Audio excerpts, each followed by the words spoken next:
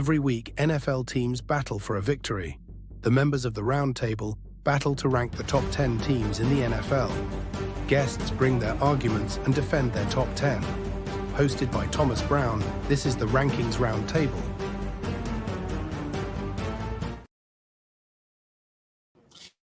Ladies and gentlemen, boys and girls of all ages, I'm back, your host, Thomas Brown Jr., and welcome to Week 3's edition of the Rankings Roundtable show. And I didn't come alone. You know this by now. I got a lot of friends joining me tonight. Some of Team NBS's finest. Some of you, y'all already know. I'm bringing one by one for you. Let's start with someone who's in the lovely NFC East, the division that always beats people up for a living, or in this case, struggling to do that these days. Greg, my lovely friend of the Dallas Cowboys, how are you doing, sir? I'm doing well. I'm just going to remind you that your 40-point effort that you said was going to happen against Atlanta didn't happen. So you can lay off the Cowboys. You can lay off the Cowboys right now. Just don't even go there. I write about it. I write about it, and that's enough. That's enough. Greg, relax, man. This is not even 5 minutes in. It's okay. I know, but I'm not going to get into it with you. I'm not getting into the Cowboys with you. No. You're not. You want to know why? Because it's my show, and you can't get in it. You can't get into it with the host. Damn it! All right, now that we got all the soliloquy out the way, I would like to bring in the Denver Broncos' finest. He is my lovely friend. He keeps it real all the time when it comes to Bo Nix's Broncos these days. Keith, how are you doing, sir? How are you holding up these days? Especially doing good. Sunday. They got a win. It wasn't all that impressive when you really look at it, but it's a win. I've never seen someone so like melancholy over a victory. I've never seen that before. But it's fine, Keith. It's all right. It's all right. I'm pretty sure just off of that reaction alone, the Broncos are not in this top 10. That's fine. We got that covered. All right. Now, we got a couple other people in here. Cameron Bryce, my friend. How you doing, sir? It's nice to see you. Doing good, bro. How you doing? Excited to be on. Doing great. We got a lot of things to cover, man. And you know what? We got one last one because the party doesn't stop with just us three or us four, including me. We got a lovely friend here by the name of Rudy making another return. Welcome to the show, man. How are you? How you holding up? I'm doing great. Thank you very much. And feeling pretty good with the perfect record still intact. So we're going to find out what week 4 has in store. And, of course, what I have in store for you guys as I humbly accept this gracious invitation to be on this wonderful show with a lot of great talent. So looking forward to it. Absolutely. All right. So let's get into it, shall we? And I feel like having some fun because I'm all about having fun on this show. So I would like to start our power rankings by the name of Keith. Let's bring up Keith's top 10 list here. Keith, break them down for us, man. Explain it for all of us. It's kind of a chaotic start to the season. I think more than usual, you have a lot of teams that are overachieving, a lot of teams that are underachieving, and it's really hard to see who isn't right now. So you can really only base it on the 3 games played so far. As of right now, the Vikings have the best wins. I personally don't think that's going to sustain through 14 more games, but crazier things have happened. So I got them at 1. The Chiefs have played some great teams, 1-possession games, but you can only play who you have in front of you. They're once again pretty much integrating brand new players to every skill position for like the 3rd year in a row. So they'll be better. I think people need to chill on that. Bills are that's another one of the teams where I don't know if they're going to be really good or they're just beating up on good teams, but they're beating up on good teams really well. So you can't really fault them for that. You got the Seahawks, the Steelers, the Commanders, the Saints. Saints took a pretty big dip after Getting they can get badly beat by the Eagles, but they didn't perform nearly as well as they did the first three games of the season. The Bucks took a small dip because of the performance they had against the Broncos, the Jets, and then the Eagles. Yeah, I have the Eagles at 10. Their record is what their record is. I think they're better than what they played, but hey, it's my list, so I can put them where I want.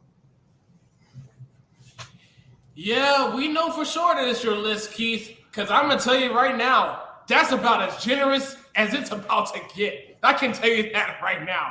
I appreciate your generosity ahead of time. I can tell you that. Okay? That's an interesting ass list. I will tell you that. All right. Now that we got that generosity out the way, I feel like there needs to be some substance and some realness in order.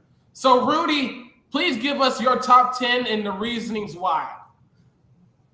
Well, you know what? There's a lot of good reasonings. Bills QBR with Josh Allen. I mean, almost 150 QBR against the winless Jaguars. Dolphins still over 100 in QBR. Cardinals almost 140 in QBR. He's just making it look just way too easy. They are by far my number one team in a power ranking setup, such as the illustrious 10 that I picked. And of course, we'll talk about the other guys that didn't quite make the list on the bottom 5. But I think the Bills certainly are on a roll right now. The way that they're playing, how they're playing, with solid quarterback play, offensive line play, defense. I mean, this is an all-team effort. It's an all-team win, and that's why they deserve number one. As far as the Chiefs are concerned, you can't go wrong with Patrick Mahomes as your quarterback. However, with that caveat, I will say that when you look at Patrick Mahomes, he hasn't played his best game. His best football has still not been seen in totality, which is kind of shameful, to be honest with you, when you look at his body of work, leading the defending Super Bowl champion Kansas City Chiefs in a situation where, will he get better? I don't know. I think Chiefs fans would certainly like to think so, but I have them at 2 for that very reason. They're not playing with great quarterback play right now. Will that pick up? Maybe. And hopefully for those that are wishing greatness upon the Kansas City Chiefs. Of course, my Pittsburgh Steelers at 3-0, and there's a lot of reasons why they're 3-0. First of all, nobody expected him to be there, so let's start with that. Secondly, Justin Fields is not just managing the game, but he's playing the game exceptionally well within the confines of what he has to contend with. Yes, defense on the other side of the ball has some injuries, but that's going to be overcome, and eventually, it's all about rotation. It's all about depth, and that's what it takes. Not a lot of movement on the offensive line. They're playing pretty good ball right now, but their schedule's going to get tough. But as of right now, they are my number 3 team, being undefeated. Now, then there's the Minnesota Vikings, who I really like for a lot of different reasons. Justin Jefferson, Sam Darnold. I have interviewed Sam Darnold on quite a few occasions, covered Pac-12 football when there was such a thing. Now it's just a 6-pack. And for those that are drinking and driving, just put the beer down. I think the Vikings are playing really good football right now in an all-around capacity. Defense are getting some guys back off of IR, so that's going to be a very good look for Minnesota moving forward. And then you have the revamped non-McDonald House Seattle Seahawks with a change of the guard, if you will, from head coaching for Pete Carroll, and now McDonald takes place of that. And I really like the way that he's revamped this offense, working with what he has. And I think that when you look at the Seahawks, they just play so well right now, but still missing some pieces. I'm looking for better offensive fluidity. Offensive line play has been really, really good as of late. And then there is, the Cowboys. And I'm almost crossing my fingers, hoping they're going to right this ship, as they've been blown out the last 2 times. Sorry, Greg. And, sorry, not sorry, only because they're led by 2 complete boneheads as part of their front office. And I just don't know if I trust this Cowboys team to make it out of the 6th position, at least this week. They need to get a win on Thursday night, and they have never in the history of the NFL played a late game and so early of a game in the week. It's always been Sunday for them, so this is going to be interesting. Packers with Malik Willis. Are you kidding me? I mean, you couldn't expect anything more from a guy who has played probably less football than Jordan Love has. I know it's hard to believe, but it's true. And I think the Packers are starting to feel a way through the muck and almost picking up where they left off from last year as well. minus Jordan Love. So I think the defense will certainly be a part of that.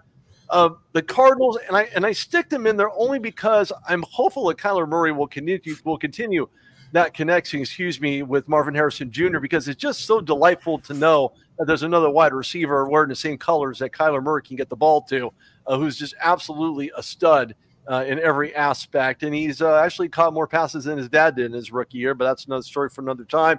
The Rams comeback win against the 49ers was a staple win for them. I think the Rams certainly are part of the injury bug right now, but those guys will get healthy, and I believe that Matthew Stafford will help lead them down even further. But they have an uphill battle, especially when they face a division foe in the Seattle Seahawks forthcoming. And then the Commanders and I have to give a special shout out to J.D. Daniels from my hometown of San Bernardino County, California. That's California for Mr. Jaden Daniels, who just seemed like an absolute pro and just destroyed and continues destroying teams. So that's a reason for the season, and that's a reason why they're on my 10. Okay, Rudy, Keith, so far, I only have one question to ask, and it's rhetorical, okay? Were y'all drunk when y'all made this damn list, or what? What happened? Well, considering I don't drink, then no. That's an answer to your question. You have the Cowboys on this list. First and foremost, being the Cowboys writer that I am, and I do agree with you with the two idiots that run that organization.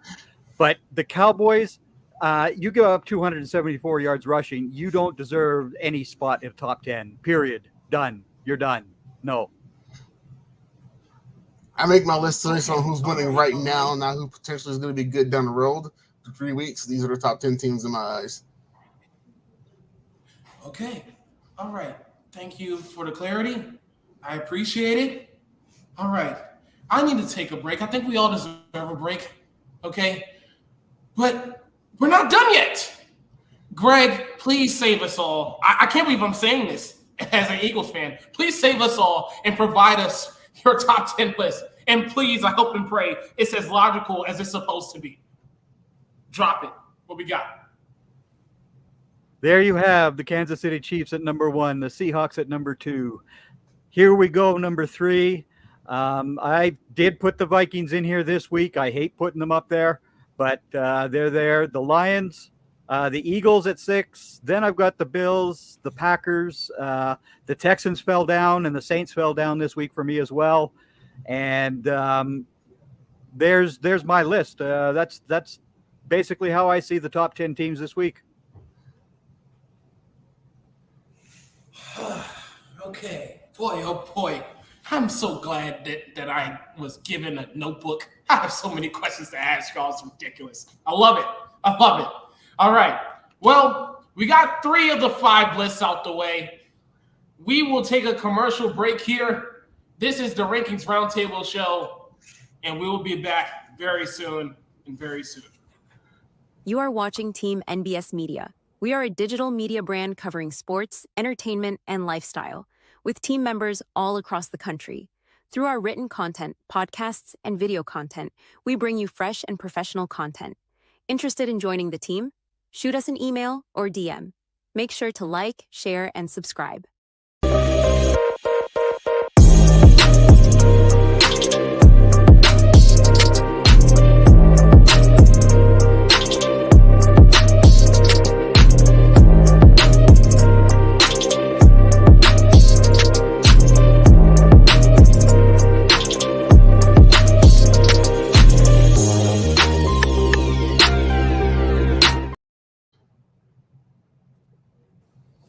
All right, ladies and gentlemen, we are back. This is the Rankings Roundtable Show, where we have some of Team NBS's finest talking about their top 10 lists, and we have a conversation about it all. Before we get into the host's list and to Cam's list, all right, just want to share with y'all that my lovely friend Mark from the Mass Podcast has his picks for anytime touchdowns this week. And we'll have a short video with his picks on it.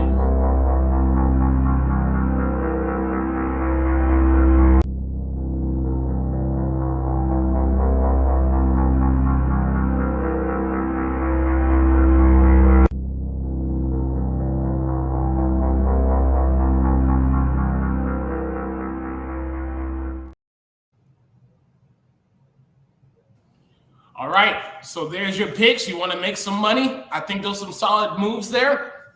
I wouldn't bet the house on it. I would be very careful, but go for it, okay? Now we got all that out the way. Cam, boy, it's going to be a lot of questions. Cam, what is your top 10 list? Please don't let me down. Break it down for me. What we got? All right, so at number one, we got the most dominant team in the NFL right now. It's the Buffalo Bills. They have the MVP quarterback in Josh Allen, who's leading the way. Even though most of the players voted him as the most overrated quarterback this offseason. I don't know how that came around, but we can move on. I can talk more about the Bills' defense, how that defense is playing at a higher level without not a lot of big names. But let's move on to number two. We got the Kansas City Chiefs. I know we've talked about Patrick Mahomes' struggles throughout this season, but let's let it be known as Patrick Mahomes. He's been to the Super Bowl almost every year single in his career. He's one of the greatest quarterbacks ever. At number three, we got the Minnesota Vikings. The Minnesota Vikings is an interesting story for me. I believe just Sam Darnold, the way he's playing, is just a resurrection to his career. Because New York Jets always find a way to ruin a career. And for Sam Darnold to come and pair with Justin Jefferson and Kevin O'Connell, who's doing a great job in Minnesota. It's an amazing job that Minnesota is doing. So I have them at number three. At number four, I was kind of stuck between the Lions or should I put the Seahawks. But even though the disappointing loss last week, I still believe the Lions are one of the best teams in the NFC. They have Jared Goff, who is one of the most underappreciated quarterbacks in the NFL. And you have Jahmyr Gibbs and David Montgomery in the backfield. I just think it's tremendous. You go to number six with the Tampa Bay Buccaneers. Baker Mayfield, who was probably might win comeback player of the year. He's playing really good. You have Mike Evans, Chris Godwin. Everything is flowing on offense. Everything is flowing on defense. They're a scary team to watch in the NFC. Then number seven, it gets tricky. I'm unsure to think about the New Orleans Saints. They came out 2 straight weeks as one of the highest powered offenses in the NFL.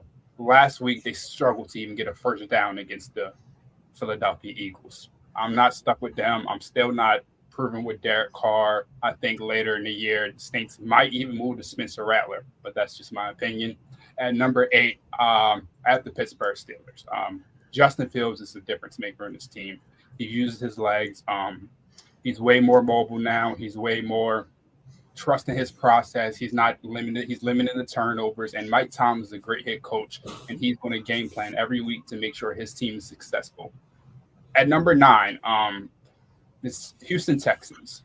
The Houston Texans came into this year with high hopes. Everyone expected them to be in the AFC Championship or even get close. After a disappointing loss to the Ravens last year, actually wasn't really disappointed. It was their first time there in a long time. I really believe C.J. Stroud is going to take that big jump. Even though last week he struggled a little bit, I still don't think that this is a new week league, week to week.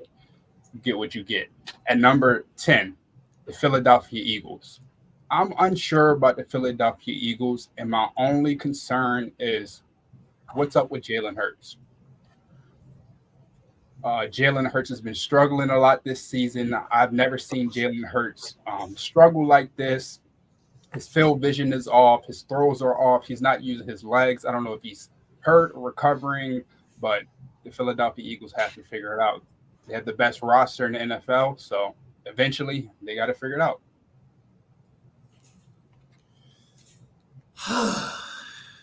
Wow. That was a lot to take in, Cam. You know, I'm so glad that the host has an opportunity to give out his top 10 list, because maybe this is a therapy session for everybody to take heed to. You know what I mean? I think it's very necessary. Can we put up the lovely Thomas's top 10 list, please, so we could break it down in full fashion? I think it's very necessary. Okay, I think over this past weekend, we saw that the most dominant team by far is the Buffalo Bills. Josh Allen is playing out of his mind. I know it's 3 weeks. I know you could say it's the competition, but this is the Buffalo Bills team who's starting to really piece it up together and starting to have overwhelmingly dominant wins, which is something that you couldn't say about the Bills, not last season, not last week, not the last 2 years, They've struggled to do that on a consistent basis. They're starting to put that together. That's pretty cool to see.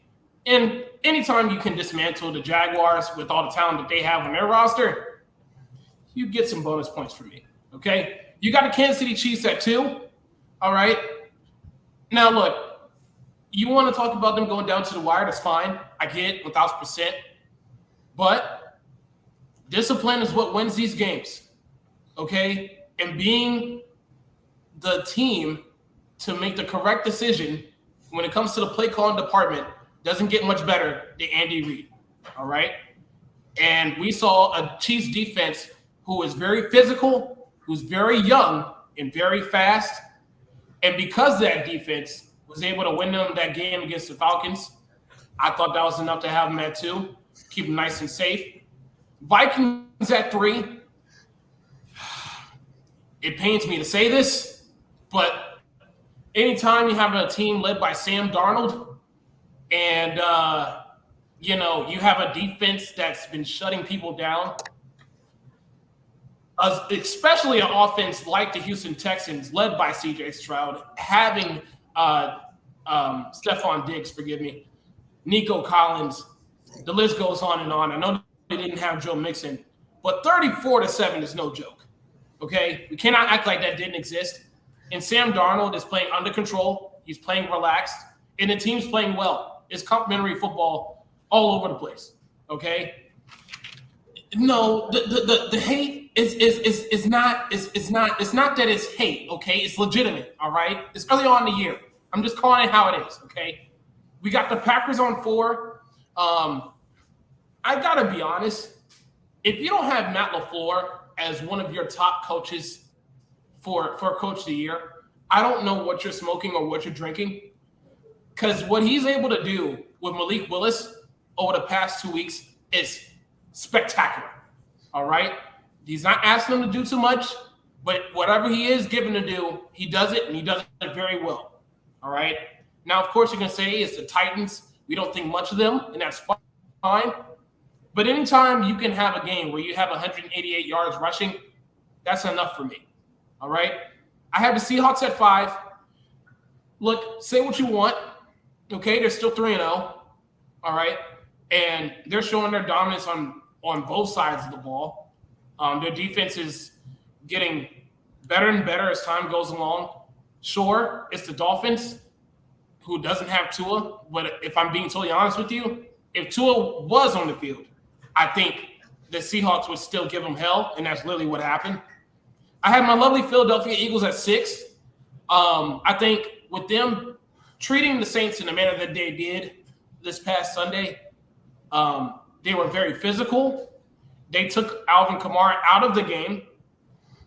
And look, the only gripe I have with them is that Nick Sirianni is struggling with the whole play calling thing. And I wasn't a fan of him heading into this year. I'm not a fan of him throughout the rest of the season because these wins are not by him. But that's neither here nor there. I have Joe's Commanders at 7.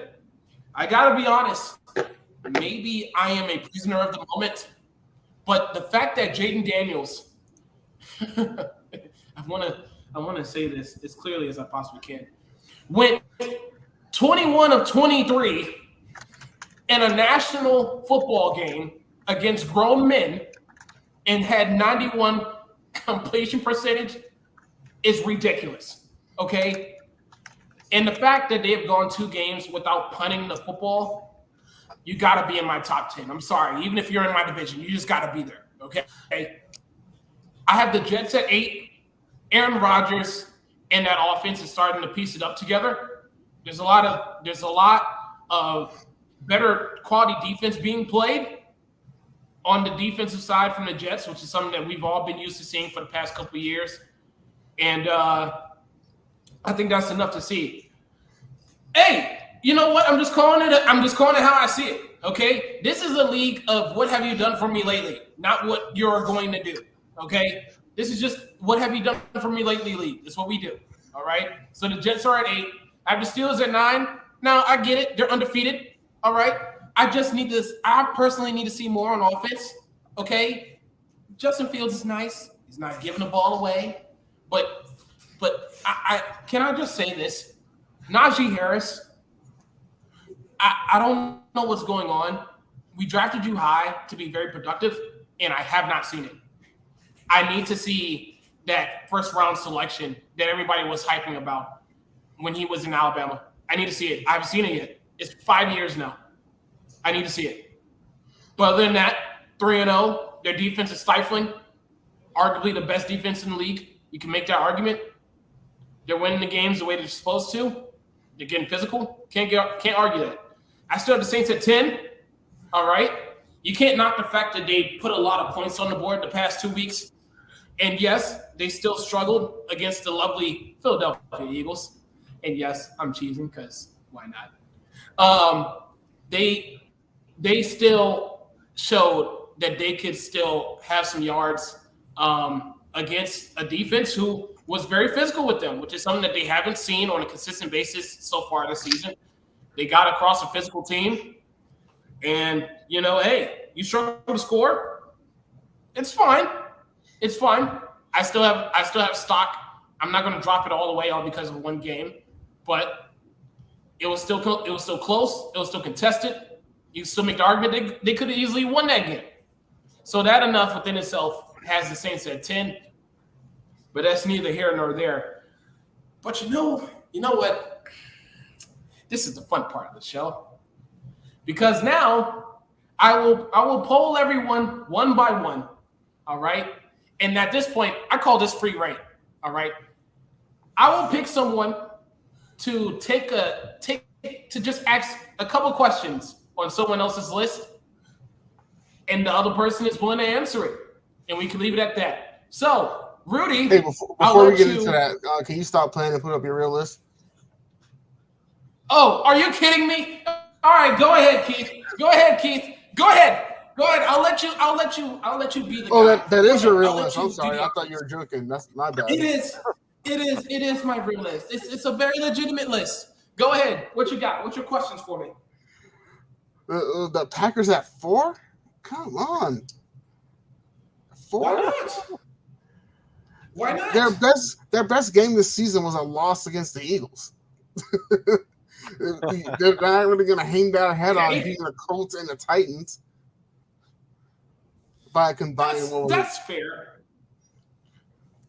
I'll tell you this much: they're gonna move up after after this week because they're playing Minnesota, but they're at home, and Minnesota is going to go down to the Green Bay Packers this week.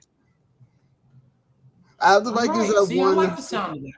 I like the Vikings that won through 3 games because they have been the best through 3 games. They've had the best wins over the best teams. But this is where Sam Darnold starts to fall apart. Okay. So we'll see where they are in week 4. Yes. And Rudy, Rudy, so the issue with Packers. The Pac-2 is now the Pac. They're now the Pac-7. Utah State joined today. It's a 7. Okay, well it's 6 plus 1. So take your pick, whether you want Coors Light or whatever. I'm just saying that there's a reason behind that. Look, first of all, to have the Steelers near the second part of this list at number 9 is ridiculous. There is no way. Yep.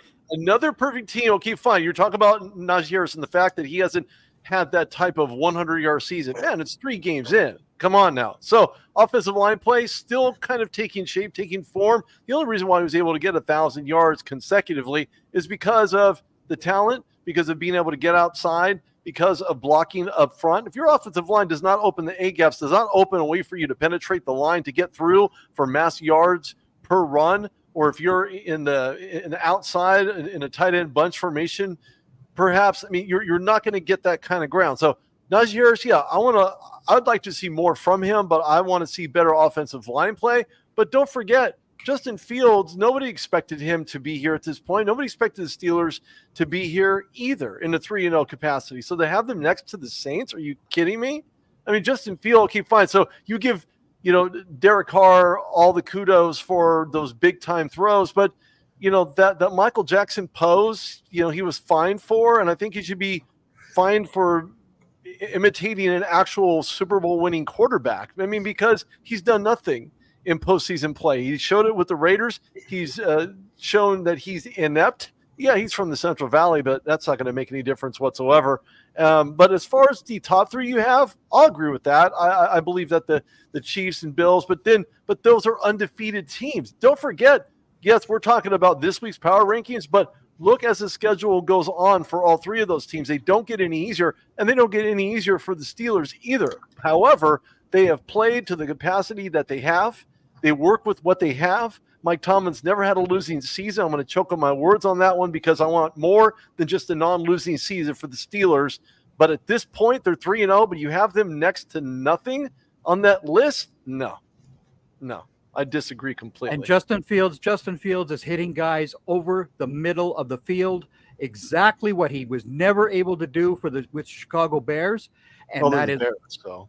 Yeah, but still, he was not allowed to. He wasn't allowed to throw that direction. He wasn't allowed to, and he had Cole Kmet, who should have been wide open over the gut for him with the Bears often, but of course he wasn't. And the Steelers' defense as well is just so top notch that they deserve to be a lot higher than what Thomas had them at. Number one in a total defense, and they're at the next to bottom of the list. Come on, man. Come on. Seriously.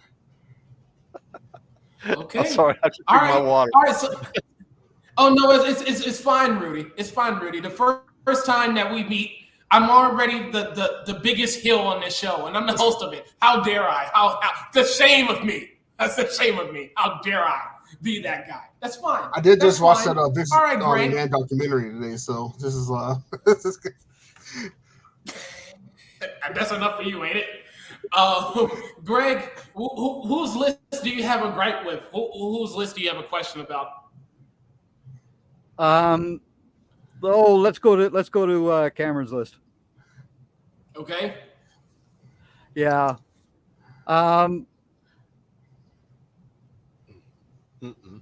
Where are those Packers? Where are the Packers? Because they're on my list. I wanted to know why the Packers did not make your list, because after losing to the the Denver Broncos, the Tampa Bay Buccaneers were gone off my list. I'm telling you, that was boom. That was horrifying. So why aren't the Packers on your list? All right. So the Packers are on my list because I just don't believe in the Packers this year like everyone believed, even with Jordan Love.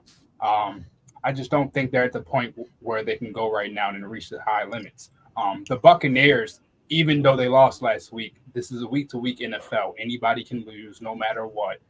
This is about the season. This is not just about this week. I believe the Buccaneers have the talent, have the defense, have the quarterback that can lead them the way. Jordan Love maybe can lead the way, but they're unproven. They might have won last year, but this is a new year, new league. You got to stay healthy, and I believe the injury of Jordan Love is really hurting his team. Even though Malik Willis has been playing well as a game manager, I'm proud of him. I'm happy that he's thriving in the situation, but I just don't believe this Packers team is going to compete with the other teams in the NFC right now. Interesting, Okay. because the Packers defense is a pretty damn good defense as well. Everybody's talking about Brian Flores and his blitz, because that's all the guy does. He just blitzes from everywhere. And when he does that, he's going to get burned by it. And the Vikings will get burned by it. It's going to happen. That's a matter of time because you're opening at the back end. Yep. I got to ask about the Texans in the top 10. Why do the Texans deserve to be in the top 10? They barely beat the Colts. They barely beat the Bills, and then they got shellacked by the Vikings. The Browns. It was the Browns that they beat.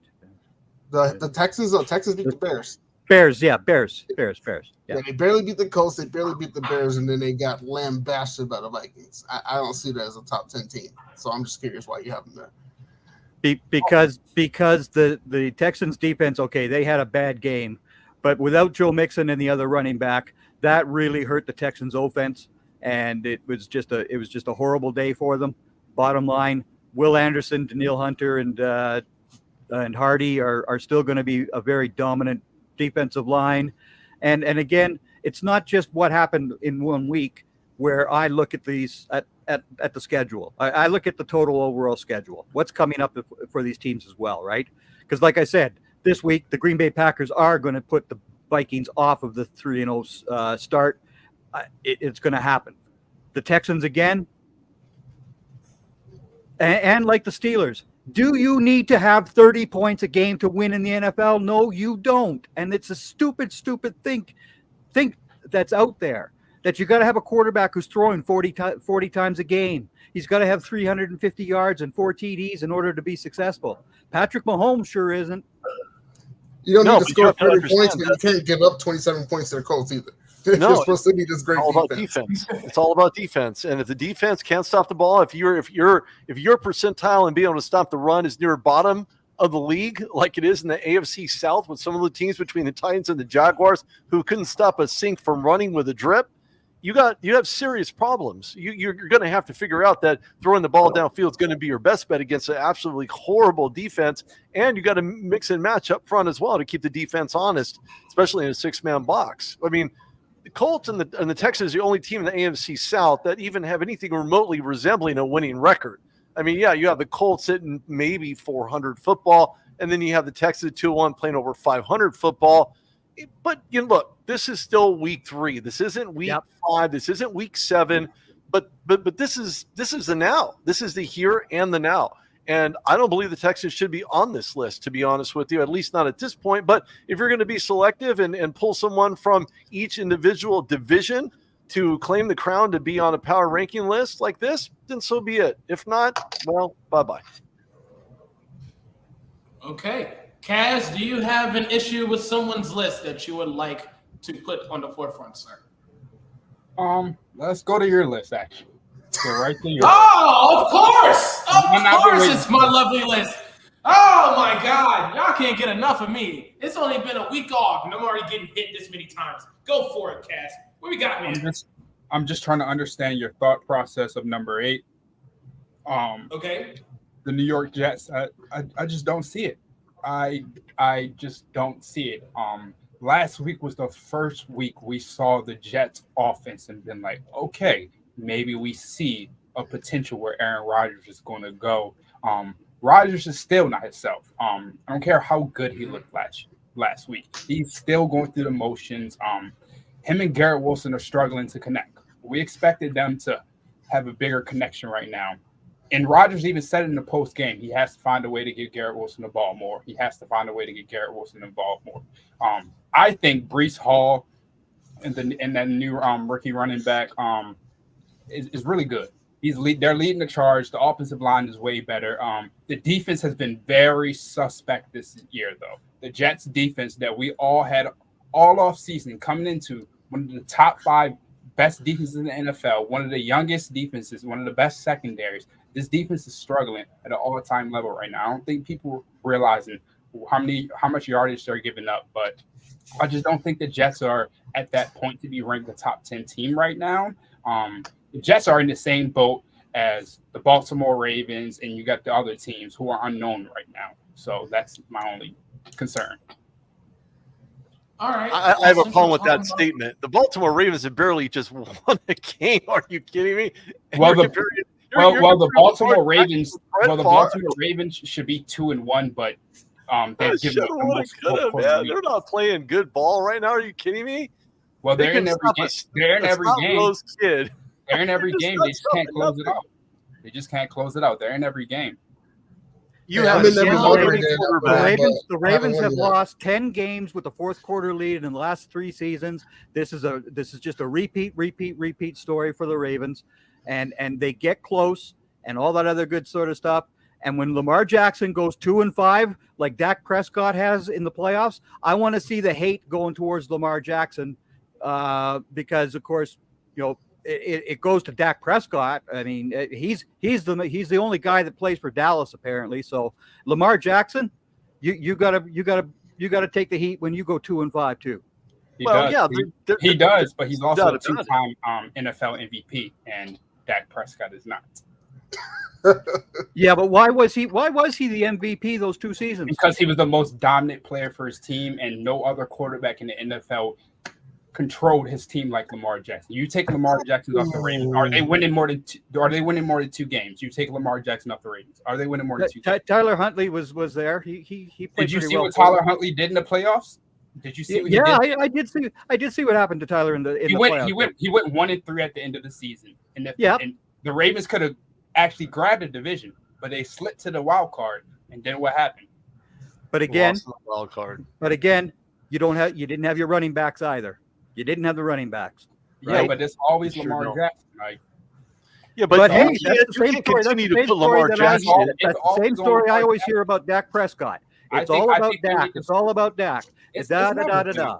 I don't think they always talk about Dak. I think Dak puts enough blame on himself. Most of is Mike McCarthy or Jerry Jones not providing enough for Dak. Last week it was CeeDee Lamb. Dak's been playing great. I have no issue with that. I just think when the Ravens lose, it's all about Lamar Jackson. When the Ravens win, it's how good their defense played. It's how good the running backs played. It's how good the offensive line played. But you got to pick a side sometimes. All right, so wait, Rudy, I can't let you do this. Okay, I'm sorry. I just had to get this out. Did we all see the same game this past Sunday? Dak Prescott, who threw the ball 56 times. 51 and times. Literally, okay, all right, my bad. 5 passes off. 5 attempts off. Inept throwing the football this past Sunday. 28-6 at halftime. Did everybody forget about that? Everybody just acted like, because I just want everybody to understand, for those who want to box score watch, because I've noticed a thing that people do, the final score does not tell the full story, okay? That whole close game, what was the final score of that game? 28-25. 28-25. That does not tell the full story. I promise you it doesn't. If Derrick Henry got the rock one more time, he was going to go for 500 yards. I promise you he was. That is not the same game. Dak did not play well. And you know what? It's fine. I think the criticism that he gets is warranted. You want to know what my issue is? You know what? There's someone who had the team that's in the NFC East that I am not going to say right now because they are lacking a certain side of the offense at this moment in time, who has said team in the NFC East in their top 10. I believe that guy was by the name of Keith. Am I correct? Am I off on that? Can we put his list up, please? You are very off on that. I do not have the Cowboys in my top 10. Okay. Rudy. My bad, Keith. My bad, Keith. Myself the whole time. And I know. Why. See, okay, talk to me, please. So the bottom line is this, okay? First of all, I am not a fan of Dak Prescott. So let's just put that right on our front street, okay? Sure. The reason why the Cowboys lost, they got into a shootout. You can't get into a shootout. Dak Prescott himself has lack of taking ownership in regards to his football play. We just have to play better. We have to do this. We have to do that. Okay, yes, I understand that in totality, this is a group game. You win or lose as a team, not an individual. This isn't tennis. This isn't golf. Okay? So when it comes to Dak Prescott, I think to myself, you know what? This is what it's going to look like moving into week 4, which is where we're all headed into right now. The reason why they're on my list, you're talking about not telling the whole story. There was a lot of missed tackles, missed formations, not getting into the backfield. There wasn't anything spectacular defensively that the Cowboys were actually able to show. Now, Mike Zimmer, as I said before, he's not a player's coach. Dan Quinn is. So one thing about Mike Zimmer's defense is you do it my way or you get on the highway and start backing, take your tote and your red bandana and get out of here. Now, that's part of the problem because when you're a player coach, it's a little bit differently. The reason why they're on my top 10 is because I believe they will turn it around. They will find a solution. And I think Mike Zimmer, whether or not we agree to him being this big, high-profile defensive coordinator, or he's going to be able to call some very well-coached defense and get creative defensively, they're on my list because I believe they will turn that ship around. It's going to happen. Now, yes, fine, I understand this is this week's NFL Power Rankings, and I get it. But when I look at the Dallas Cowboys, you're right. One play doesn't tell the whole story. One touchdown doesn't tell the whole story. It's about missed opportunities, mixed sacks, pressures, having to throw the ball, scoring 35-plus points in a game just to get close because you know your defense wasn't able to do anything on the other side of the ball. So they're on my list for that reason, because they miss the opportunities. They recognize those opportunities.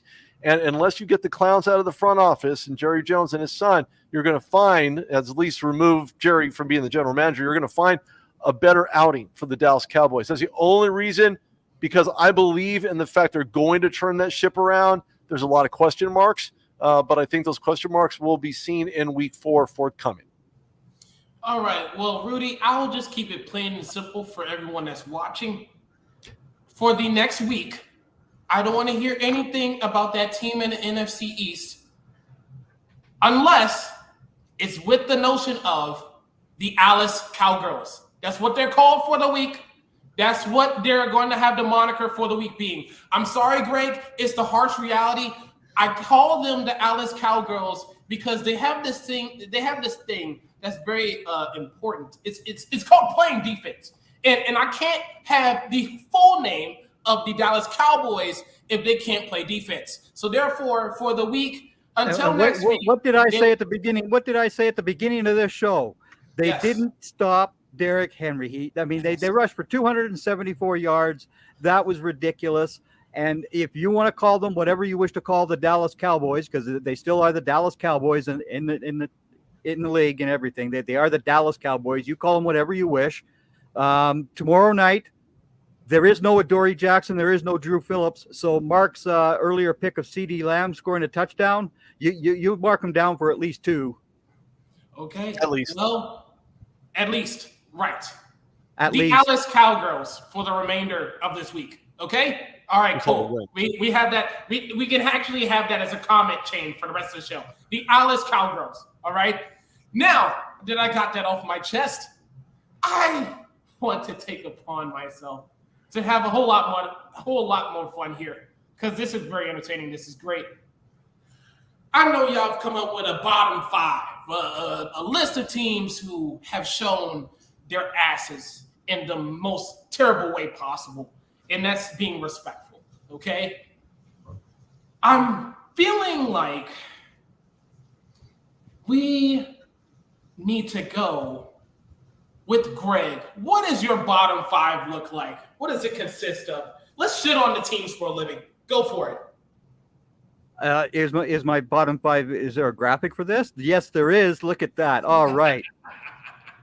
All right. So I have the Jaguars as the absolute worst team in the league at this point, followed by the Titans, and then the Cincinnati Bungles, the Panthers, and then the Giants. I don't care of Doug Peterson as a head football coach, and I think he needs to be fired, gone, absolutely gone. Wow. And Zach Taylor for the Cincinnati Bungles, he also needs to be gone, because neither one of these guys have any clue how to develop a defense. Their defenses both completely suck this week, and the Bengals are just horrifying to watch play football.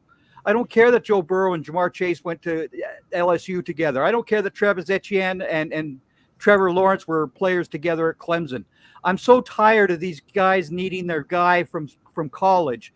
No, you just need a much better football team around you. It doesn't matter that you went to school together. That stuff is ridiculous. As far as the Carolina Panthers go, Andy, the Red Rifle, had one hell of a great game, but again, who was it against? It was against the Raiders. So there wasn't really much there. And the Giants, like I said, tomorrow night, it's going to be a hammer job yet again, because Dak Prescott is unbeaten against the New York Giants, by the way. Unbeaten. Wow. Greg, tell them how you really feel, sir. I do. My God. I do. I know. I'm aware. I have to hear it from you twice a year, actually. You know what? I want to address this comment, please, because I want to ask y'all, all in intervals, obviously. Where do you feel the the shift has happened with the Jacksonville Jaguars. Because I feel like we weren't too removed from them being in contention, from being one of the best teams, and not just the AFC, but the entire NFL at one point. Where do you feel like it's shifted? Rudy, I'll start with you. Oh, is he muted? You're muted, Rudy. Because I wanted to cut off the first words I used. So I'll start that over. The reason why Jaguars are absolutely horrific, they have plugged a lot of money into the system. And one of the reasons that they're failing is, coaching. Doug Peterson said it himself. They need to look from the inside out. And I think that's one of the reasons why they're going to be making some coaching changes, some personnel changes. And unfortunately, this is going on in week 4. When you're a winless team, you get desperate. So desperate moves call for desperate measures. And that's exactly where it's headed. They just look absolutely atrocious. I mean, Trevor Lawrence has not lived up to the bill of the money that he's been paid. Not only that, but he hasn't even exhibited the type of leadership. Yeah, he's a nice guy, says all the right words, and everybody likes to hear it, and he gets along with everybody. He's a locker room guy, blah, blah, blah. But look, man, it's all about the W's and not the L's. And unless you're Jameis Winston of 5 years ago, they're too busy eating the L's to know what the W's look like, because that's exactly what's going to keep them from getting into the win column, is because of the system that they're currently playing in. Yeah, right. I think Doug Peterson needs to be fired. But again, head coaches don't grow on trees. So now what do? You take the interim coach title as an assistant coach? I just don't know that they have enough to even move the needle forward as the season goes on. So, Jaguars have to start the ultimate makeover, and maybe Doug Peterson will find himself on The Bachelorette at some point. Oh, wow. Trent Baalke, the GM of that organization, he needs to be canned as well as Peterson. When you drafted Trayvon Walker #1, instead of taking from that school up north, Aiden Hutchinson, who went to the Lions, that was a guaranteed horrible move at the #1 draft pick. You took a guy with potential instead of the guy who actually proved that he can play the game, and that is on Baalke. And it's just horrible, absolutely horrible. Trayvon Walker is going to be labeled as a draft bust when he should never have been the first overall pick. He should never have been the first overall pick, and that's just the way I feel about them. Okay, Cam, what's your thoughts on the Jaguars so far? Where do you feel like it changed? I just feel like it's mostly coaching. You just need to change. I just don't think the players want to play for that guy anymore. You're just seeing the attitude. And I also have another question. It's just, how have the Jaguars hurt Trevor Lawrence's development process so bad? We've seen Trevor Lawrence coming out of college was supposed to be this generational prospect, generational quarterback, going to be one of the greatest quarterbacks in our generation. But it seems like every year he rises up and he just takes a step back down. I saw a stat the other day. Since coming into the league, he leads the league in turnovers. Like, at some point, when is Trevor Lawrence going to take that step to be like, this is my team, I have to control them? You have the weapons, you have the offense, you have the talent. So at what point is Trevor Lawrence going to wake up? Shoot, I would hope after getting paid $200+ million guaranteed that would be my motivation to wake up, but that's neither here nor there. That's just me personally. If there's any other reason to wake up and to have a brand new day, that would definitely be it. I'm just putting that out there. Keith, what do you think the fall from grace from the Jaguars has started for you? It unfortunately starts with Trevor Lawrence. I do think Trevor Lawrence came out of college as a really great prospect at quarterback, potentially a franchise quarterback. But let's look at the top 5 quarterbacks from that draft class. Trevor Lawrence, Zach Wilson, Trey Lance, Justin Fields, and then Mac Jones. That was a terrible quarterback draft class. And I think it made Trevor look a lot better than what he probably was. Yes, he had a great career in college, but with a league so obsessed with having to get a quarterback and play him right away and have him be the next Tom Brady or Peyton Manning. When you look at the rest of his competition, he looked fantastic. I'm not saying he was bad, but maybe he just wasn't as good as he was in comparison to the rest of the quarterbacks that were in that draft, especially where you look at the quarterbacks from that draft now. He's starting. Justin Fields is starting by chance because if Russell Wilson was healthy, he would have been starting. Russell Wilson's not healthy to play yet. But so he's the only one that is a true starter of that draft class, which we now know was terrible and severely overrated. And when you put him up in that perspective versus what the team has given him outside of Etienne, which is not that much, then he just needs to pull back and reassess or maybe the team just needs to pull back and reassess what they're doing with the team, especially with him at quarterback, and then decide if he's going to be the man, they need to give him people to be the man. If he's not going to be the man, then they need to start moving forward. Wow. And they also belong in London, England permanently because that's where they need to be. They got to go to London permanently and just leave Florida. Hey, the London Jaguars are no joke. London Jaguars might be the best team in NFL history. Wow. See? Wait a second, fellas. So in a span of 72 hours, they got beat down by the Bills. On this show, they are the worst team in the NFL. Doug Peterson is getting fired. Am I missing anything? Trevor Lawrence is to blame? Am I missing anything else? Did I miss anything else? Doug Peterson never should have been hired in the first place. That's what the problem was.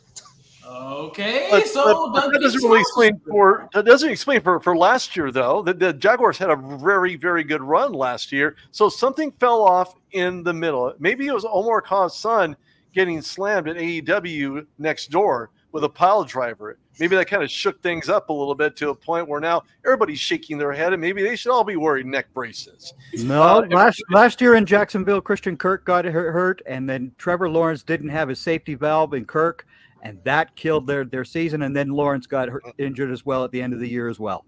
Right. I mean, so that just killed Jacksonville's chances. Yeah, exactly. Well, injuries will do that. As far as that draft class is concerned, I guess by contrast, who has a better record now between Justin Fields and Trevor Lawrence? Wait, I think you know who that is. And that's a guy by the name of, who? Justin Fields. That's right. A better starting record than Trevor Lawrence.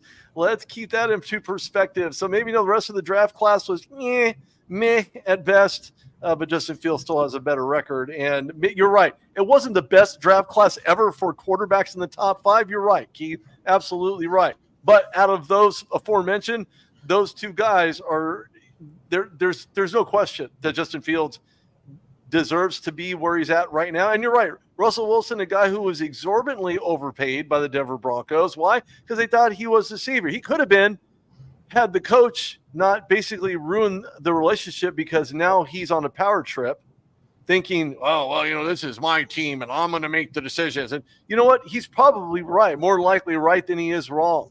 But with that being said, he doesn't know all. You can't tell all. And one thing about Sean Payton that I've watched over the years is that he gets crankier with every single year that goes on. He was cranky on set when he was on TV, and now as a head coach, cranky enough to compel a relationship that could have otherwise blossomed between him and Wilson, ran into a dumpster filled with fire and coals, and all hell broke loose. And so did the cart carrying the flame. And out goes Russell Wilson, who finds himself in arguably the best possible quarterback 1-2 punch in the entire NFL. And I'll agree with Bill Belichick on that one. I don't agree with him much, but that I agree with him on. I will say this about Russell Wilson and Broncos while we're on this topic. I will admit that I was wrong on a lot of things about Russell Wilson coming to the Broncos. He clearly does not have the same skill set he used to when he was running for his life back in Seattle. That being said, a lot of people in Denver like to look for a scapegoat every single season because they've sucked every single season since Peyton Manning left. And the last 2 seasons, that was Russell Wilson. he definitely could have played better, but to pretend that Sean Payton actually tried to do anything with Russell Wilson is just absurd. It was very clear he did not want Russell Wilson as his quarterback. And then you look at what they're doing this year. I'm not saying Bo Nix has played bad, but the praise they're placing on Bo Nix and the performance they're getting really isn't that much greater than what they were getting from Russell Wilson. Yes, he's a rookie, but if you're going to talk about Bo Nix the way that you did and then have him played it the way that he is, then it just doesn't connect. Well, then Sean Payton was better off keeping Russell Wilson. Now, wasn't he, and not draft Bo Nix, even though each head coach, and we know this in the NFL, you're not for long. If the head coach doesn't like you, you're gone. You're as good as gone. That's exactly what happened. Russell Wilson. They got rid of Russell Wilson because of pride. I don't care what anyone says. Eating $85 million is never a good thing. I don't care how terrible the quarterback is. And that has hamstrung this team, not just this season, but probably 3 or 4 seasons to come. Because each time you have to pay someone afterwards, even after that money goes away, it gets harder. You know what? But don't forget, Russell Wilson getting paid more money than Trevor Lawrence, yet his numbers reflect how hard he played in Denver. Whereas Trevor Lawrence hasn't lived up to that expectation and being paid X amount of money as well. So a guy who's won a Super Bowl ring may not have the same skill set as he does now, but you know what? One ring rules them all. At least Lord of the Rings would say that. But then so That's does exactly what Aaron Rodgers will tell you. One ring rules them all. Yep. So, okay, before we get out of here, I just want to get this tangent out because I feel like a broken record when I say this. And fellas, if I'm wrong, you're more than welcome to challenge me on it. I've always said that the conversation around quarterbacks change when you get paid the big bucks. When you get paid $200+ million guaranteed, you're no longer having the excuse of we need talent in this department, or we need coaching, or we need things to break our way. I paid you this money so that way you can be the savior of the franchise. There's no excuse. It doesn't matter if I have weapons. It doesn't matter if you have a good offensive line. It doesn't matter if you have a good defense. I'm asking for you, since you got all this guaranteed money, the guarantee that I want to see from you is results on a consistent basis. Now, does that always translate to wins? No. It's the NFL. Anybody can win. We understand that. But when we have guys like Deshaun Watson, who has had a good running back, good receivers, a good defense, a good offensive line, and they're not even good. I'm just saying it for the sake of just acknowledging that they're good. They're actually been one of the best in those positions for the last, 2 to 3 years? And you can't throw the ball 30 yards down the field? That's a concern to me. Honestly. Like, what are we doing? Well, Deshaun Watson just said he doesn't get paid to run the ball. Which, I'm not paying you that much. You do what I tell you to do. But he doesn't have any other problems with extracurricular activities off the field, but he doesn't want to run the ball. That's all I'm saying. Deshaun Watson shouldn't even be playing NFL down right now. It's a disgrace that he's in the league right now. A lot of other players are no longer playing the NFL because of the types of behaviors that they've exhibited. And it's been shown guys like Ray Rice, who wasn't really given much of a shot after the video exposed it. I mean, how many lawsuits does one person need to have on their plate to distract them from playing the game of football? Clearly, we've seen that Deshaun Watson's plate is overrunneth with problems and off-field issues that are distracting him from being able to execute on the field. Now, to your point, in regards to weaponry and who you have around you, all those key pieces are there. But if you don't get the fundamentals, you can't spread that around. It ends up turning into a virus instead of helping your team win.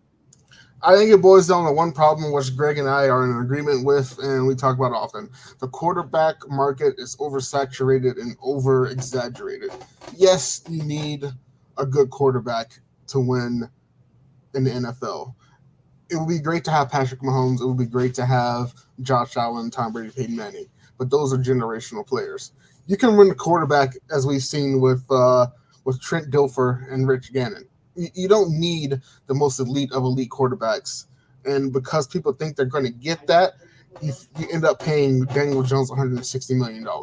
So the problem is, because there's so much emphasis placed on the quarterback position, people pay more money than they need to because they feel like they're pressured to. Right. And this is why Trey Lance and Zach Wilson and Trevor Lawrence were picked 1, 2, 3 that year. It's because these teams have this thirst to have their next franchise quarterback. Well, this year there isn't a damn one of these quarterbacks out there that's worth being taken in the first round either. Carson Beck in Georgia and Quinn Ewers in Texas and all these other guys, they're not worth being taken that early in this draft. They're not. Arch Manning could be. I have to interrupt on that. If you watch Cam Ward's a pretty damn good quarterback. And so is Arch Manning. Cam Ward's a pretty well. Arch Manning is staying. He's staying for next year at Texas, but that's another story. He is, but it depends on how the season. Cam Ward is a fine quarterback, and if you read my top 10 article on the ACC guys today, who was the first guy I mentioned? Cam Ward. But is he going to be worth being a first, second, third, fourth, or fifth pick in this draft? No. That's the point that I get. That's the point that I get to. Is these quarterbacks are overrated coming out of college. They get overhyped, and it happens every single year. Every Heisman Award goes to a quarterback. It's ridiculous. It's totally ridiculous.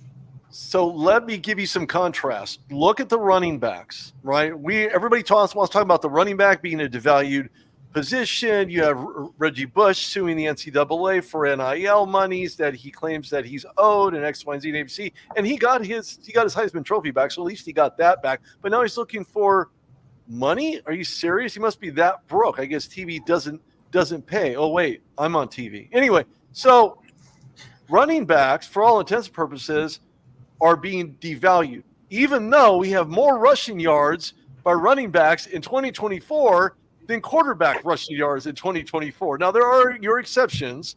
You have Lamar Jacksons, and you have guys who have wheels and get out of the pocket, and escapability is what? Playability, because they'll be able to play again if they scramble out of the pocket if the protection breaks down. So let's take that a step back. RBs should be the more higher paid guys, and I think the restructuring in the offseason conversations with the official meetings and things of that nature, where they're going to bend and change some rules like we always know they're going to do, and we don't know what this dynamic kickoff thing's going to last anyway. On top of that, so you're really going to find yourself in a situation where RBs are going to be paid essentially more money than what they were being paid in the past, and then now they're not undervalued. They will be valued at the price they should be valued at, because we know running backs are not for long, and they're not going to last forever, and you're fortunate to get at least 4 to 6 years out of a running back. Again, you have your exceptions. You have your Jerome Bettises. You have guys who have lasted so long in the NFL in the running back position who are just that durable. But at the same token, we see quarterbacks like Brett Favre, right, who's overpaid, but to speak in front of Congress, and ultimately he has Parkinson's disease. So, we look at the value. How much value do you play on a guy who's not in a quarterback position? That needs to be looked at a lot more carefully.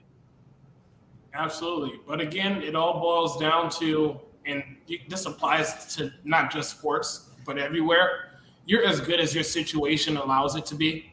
And then your generational aspects come into play when you're just that God-gifted talent to do whatever it is, whether it's playing quarterback, playing running back, you're as good as your situation allows it. I'm pretty sure if C.J. Stroud was in Carolina, we're probably not singing the same tune that we're singing about him these days. Let's just keep it a bean. But now that he's in Houston, I mean, he's also the reason why there's a lot of expectation for certain guys, because he wasn't given a whole lot of talent in his rookie season. And, the list goes on and on. But, again, you're as good as your situation allows it. And, again, at some point, when you're talking about the money, all excuses do go out the window.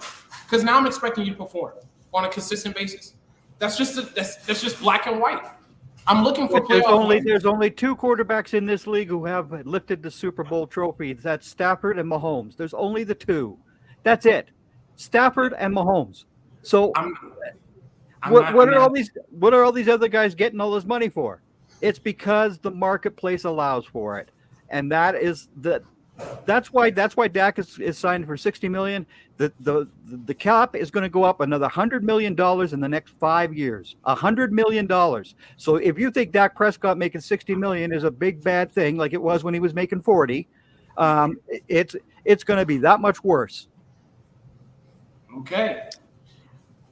All right. This is the conclusion of the Week 3 Rankings Roundtable show. Thank you, fellas, so much for joining me. This was awesome, as always. All right, I'll let everybody go one by one. Share with y'all, share with everyone where they can find you on all social platforms. Let us know, Rudy. Where can they find you? Yeah, you guys can find me on Fox 26 KMPH here in the Central Valley, California. They'll be live streaming. I'll be reporting from that station next week. You can find me on the RudeDogShow.com. Follow me on X at RudeDogReyes, Instagram Rudy Reyes, LinkedIn. Same thing, Rudy Reyes there on LinkedIn. You can find me everywhere, TikTok at the Rude Dog Show, and subscribe to my YouTube channel. I don't think I mentioned that enough, but go to the Rude Dog Show at the Rude Dog Show on YouTube and throw me a sub, and I'll sub in return. But I appreciate it. Thanks for having me on. Absolutely. All right, Greg, where can they find you? I'm at teamnbsmedia.com, at Greg Cowboys. I wrote a very scathing article that did two things today. It was the prediction against the New York Giants. And, of course, it was another blast on Jerry Jones and his idiotic comment on the radio yet again. And I also just did the top 10 ACC players for the 2025 draft. So that article was also done earlier today as well. Okay. All right, Keith, where can they find you, man? At 5280 Keith on Twitter mostly.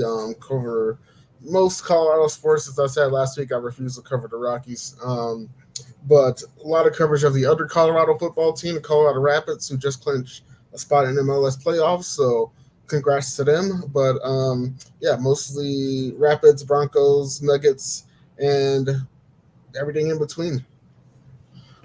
All right. Lastly, Cam, where can they find you, man? You can find me on Twitter, Instagram, YouTube at CamBryce1TV. The content create for Baltimore Orioles and Baltimore Ravens. And then in the future, I'll be doing play-by-play for Maryland baseball, so you can come check me out. All right. And then your lovely host of this show, Thomas Brown Jr. You can find me at _ terrific Tom _ because it's as infinite as it can get, okay? _ terrific Tom is where you can find me. Instagram, Twitter, X. I'm still getting used to that, by the way. Call me old, just whatever. Twitter, X, Facebook even. I'll be there. You can find me. It's the same at. We can chat about anything and everything. I cover the Eagles. I'm the co-host of the Off the Dome show. This show, obviously. And I try to get in where I could fit it and cause a lot of havoc because that's what I do. And I love to do it. All right. So that's where you can find everybody. Thank y'all so much for tuning in and watching us go crazy over these lists, a list that I got blasted on for at least 25 minutes of. I greatly appreciate.